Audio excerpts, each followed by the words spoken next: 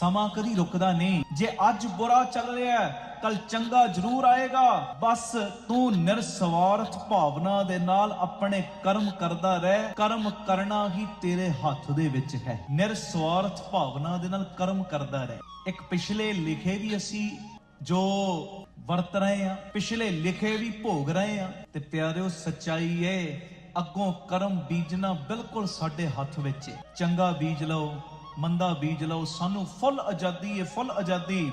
ਕਰਮ ਕਰਨ ਦੇ ਵਿੱਚ ਮਨਮਾਨੀ ਕਰ ਸਕਦੇ ਆ, ਪਰ ਫਲ ਭੋਗਣ ਵਿੱਚ ਮਨਮਾਨੀ ਨਹੀਂ ਹੋ ਸਕਦੀ। ਗੁਰੂ ਘਰ ਆਉਣਾ ਹੈ ਕਿ ਮਾੜੇ ਪਾਸੇ ਜਾਣਾ, ਸਾਡੇ ਹੱਥ ਵਿੱਚ ਹੈ ਨਾ। ਦਿਮਾਗ ਦਿੱਤਾ ਰੱਬ ਨੇ।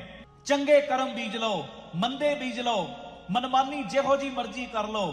ਕਰਮ ਬੀਜਣ ਵਿੱਚ ਮਨਮਾਨੀ ਹੈ, ਪਰ ਫਲ ਭੋਗਣ ਵਿੱਚ ਮਨਮਾਨੀ ਨਹੀਂ ਕਰ ਸਕਦੇ। ਕਰਮ ਨਿਰਸਵਾਰਥ ਭਾਵਨਾ ਦੇ ਨਾਲ ਚੰਗੇ ਕਰਮ ਕਰ, ਚੰਗੇ ਕਰਮ। ਜਿਹੜਾ ਮਾੜਾ ਸਮਾਂ ਹੈ ਨਾ ਉਹ ਵੀ ਛੇਤੀ ਬਤੀਤ ਹੋ ਜਾਏਗਾ। ਫਿਰ